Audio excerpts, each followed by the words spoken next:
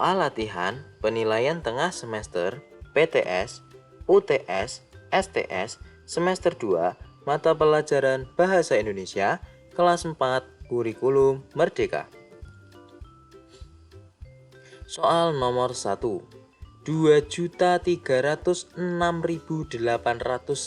rupiah jika ditulis dalam bentuk angka menjadi.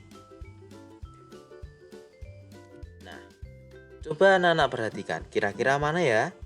2.306.809 rupiah. Jawabannya benar adalah B. Soal nomor 2. Pak Bayu mentransfer uang senilai, itu ada nilainya ya, 465.130. Uang yang ditransfer Pak Bayu jika ditulis dalam bentuk huruf menjadi A. Rupiah 465.130, B.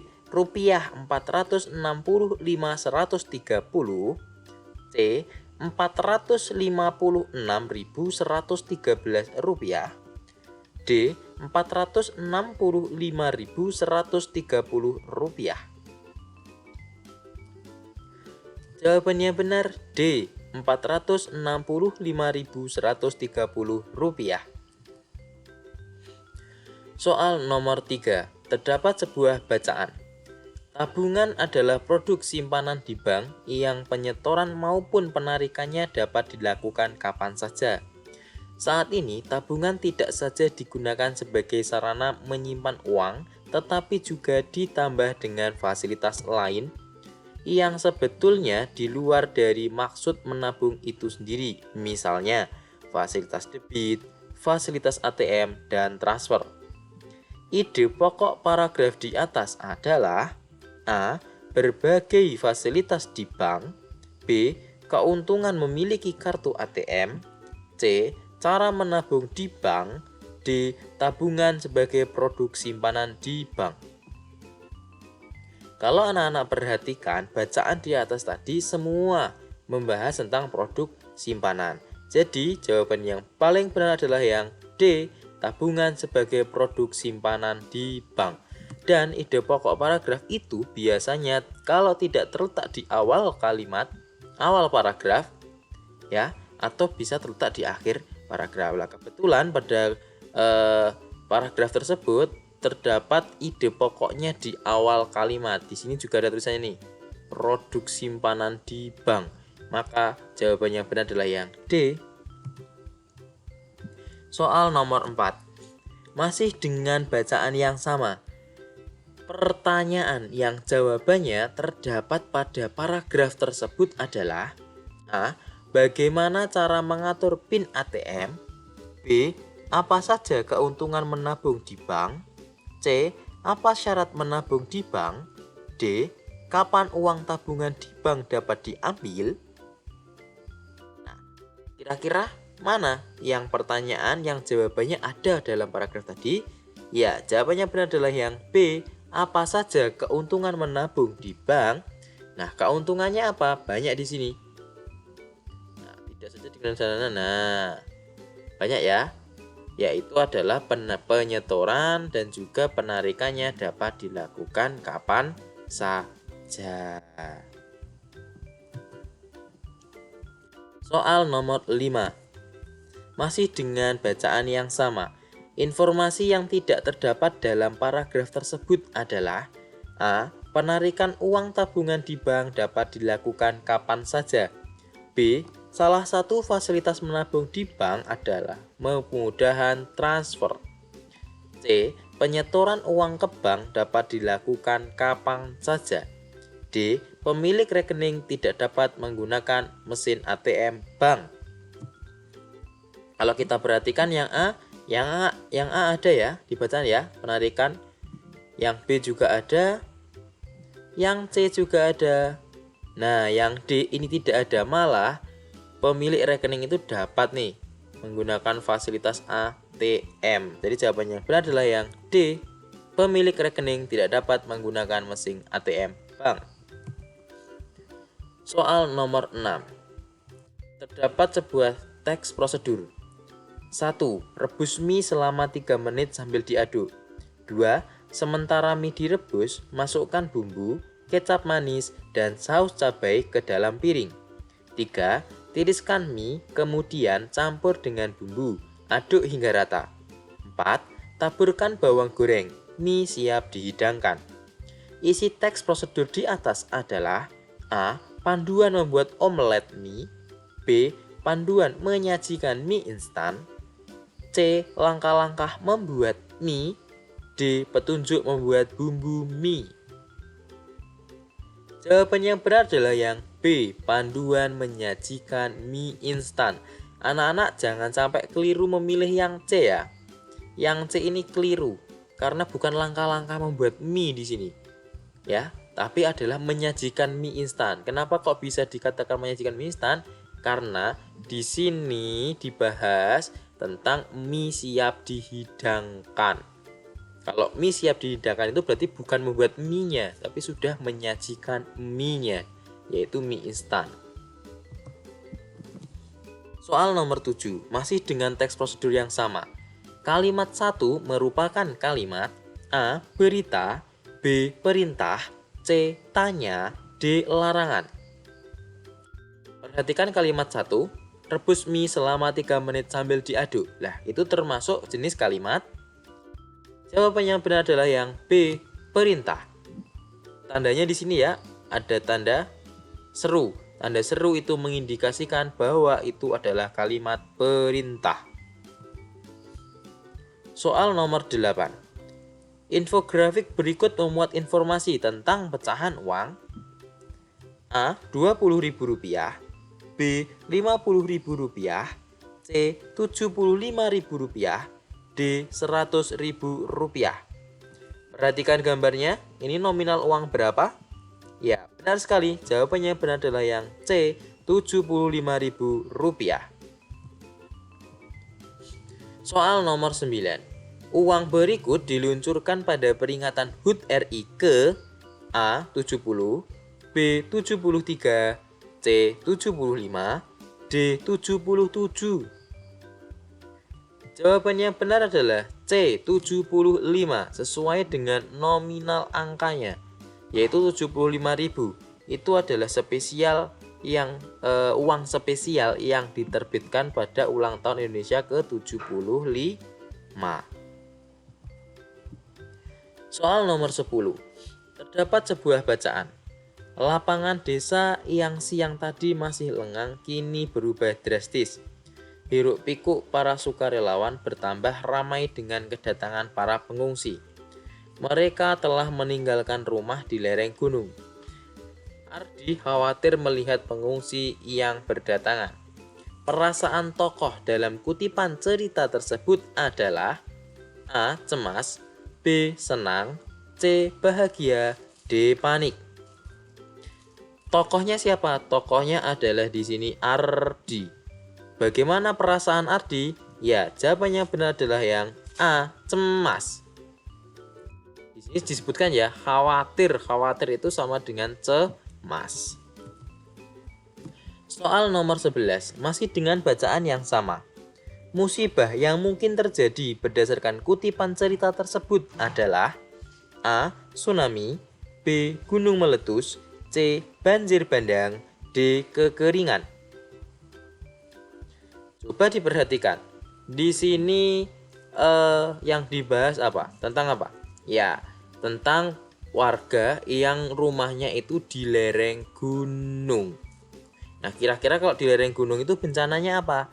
Benar sekali, jawabannya benar adalah yang B. Gunung meletus.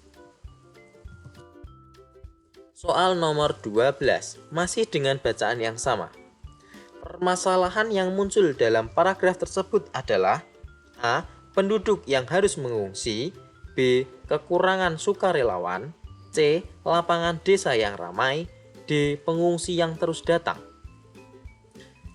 Jawabannya benar adalah yang A. Penduduk yang harus mengungsi. Jelas ya, di bacaan sudah dijelaskan tentang itu. Soal nomor 13, masih dengan bacaan yang sama. Arti kata sukarelawan dalam paragraf tersebut adalah A. orang yang melakukan sesuatu dengan terpaksa. B. Orang yang suka membantu sesama. C. Orang yang memberikan bantuan sosial. D. Orang yang melakukan sesuatu dengan sukarela. Jawabannya benar adalah yang D. Orang yang melakukan sesuatu dengan sukarela. Namanya saja sukarelawan. Nomor 14. Terdapat sebuah puisi. Gelombang pantai membelai kedua kakiku. Dingin merasuk ke dada. Ikan-ikan genit, perasaan suka bertambah. Memandang ufuk yang merah, indah di mata, sinar mentari yang takjub. Menyatukan langit, hamparan biru pun terbentang. Puisi di atas menggambarkan keindahan A. Gunung, B. Pantai, C. Perdesaan, D. Danau. Jawabannya benar adalah yang B. Pantai. Kenapa? Di sini jelas ya, disebutkan gelombang pantai.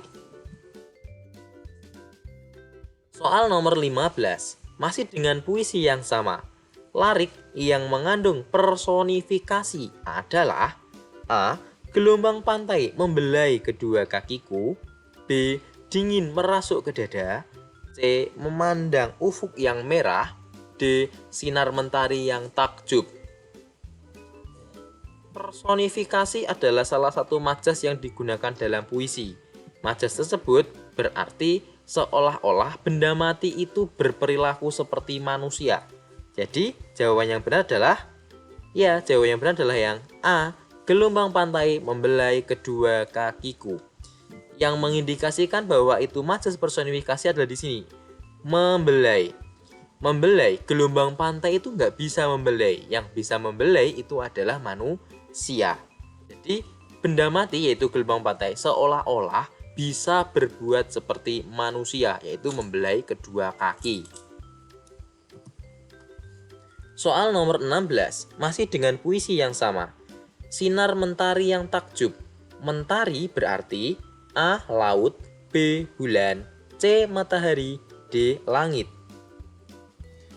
Jawabannya yang benar C. Matahari. Mentari itu sama dengan matahari. Soal nomor 17. Perhatikan kalimat-kalimat berikut.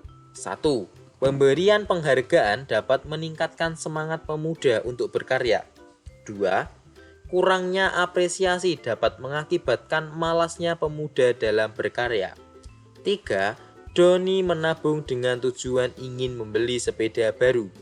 4. Siti menyuguhkan beberapa gelas-gelas teh hangat yang sangat manis.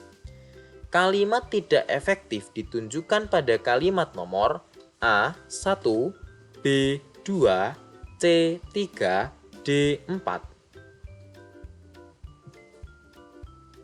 Jawaban yang benar adalah D. 4.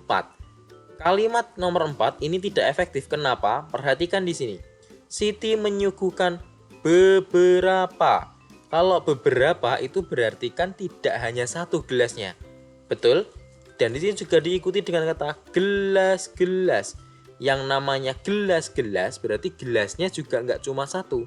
Beberapa tadi juga mengindikasikan tidak cuma satu. Gelas-gelas juga mengindikasikan tidak cuma satu. Berarti itu kan tidak efektif. Seharusnya bisa saja kalimat tersebut ditulis dengan Siti menyuguhkan beberapa gelas teh hangat yang sangat manis. Jadi kata gelasnya ini dihilangkan. Soal nomor 18. Terdapat sebuah bacaan. Saat meninggalkan pelabuhan pelelangan ikan Lempasing, bagan-bagan nelayan terlihat sejajar di laut lepas. Perahu cepat melewati pulau-pulau besar dan kecil di sekitar Teluk Lampung. Dalam waktu tidak kurang dari 2 jam, speedboat sewaan telah mengantarkan rombongan tiba di tujuan. Informasi yang tidak sesuai dengan kutipan laporan perjalanan tersebut adalah A. Bagan-bagan nelayan terlihat di laut lepas. B. Ikan yang dijual di pelabuhan Lempasing masih segar. C. Perahu melewati pulau-pulau besar dan kecil. D. Perjalanan menuju Teluk Lampung memakan waktu 2 jam. Jawaban yang benar adalah yang B.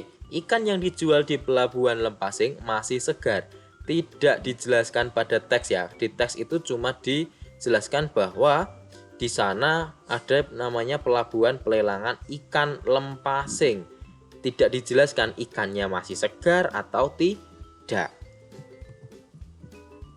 Soal nomor 19 masih dengan bacaan yang sama. Aspek pertanyaan yang terdapat dalam kalimat terakhir laporan tersebut adalah A. Siapa? B. Mengapa? C. Apa? D. Kapan? Kalimat terakhir itu berarti kalimat ini ya, mulai dari dalam waktu yang tidak kurang dari 2 jam sampai dengan tiba di tujuan titik. Jawabannya benar adalah yang C. Apa? Soal nomor 20. Bunga-bunga melati, mawar, dan kenanga sangat disukainya. Perbaikan yang tepat agar menjadi kalimat efektif adalah A. Bunga-bunga diganti para bunga. B. Menghilangkan kata bunga-bunga. C. Disukainya menjadi menyukainya. D. Hilangkan kata dan. Jawabannya benar adalah yang B. Menghilangkan kata bunga-bunga. Kenapa kok harus dihilangkan? Melati, mawar, dan kenanga itu jelas itu adalah bunga. Jadi kata bunga di depan ini tidak perlu ditulis. Ya, seperti itu. Soal selesai. Terima kasih.